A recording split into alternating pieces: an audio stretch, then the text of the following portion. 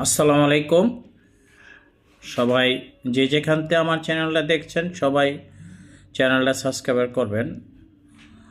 প্রিয় সম্মানিত ভাই ও বন্ধুরা, আপনারা দেখেছেন বাংলাদেশে আজকের ভারতের হাই কমিশনার যে অফিস ছিল, ওই অফিসে জুলাই যোদ্ধারা যেভাবে গিয়ে অপমান অপদস্থ করেছে, আজকে বেলা 2টার সময় বাংলাদেশের যে হাই কমিশনার ইন্ডিয়ান যে ভিসা ছিল ওই ভিসাগুলো বন্ধ করে দিয়েছে।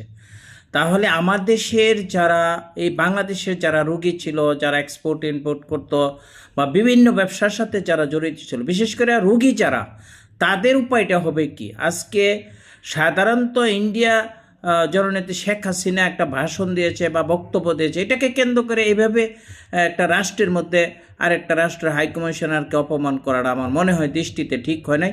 যারা করেছে তারা জঙ্গলি স্টাইল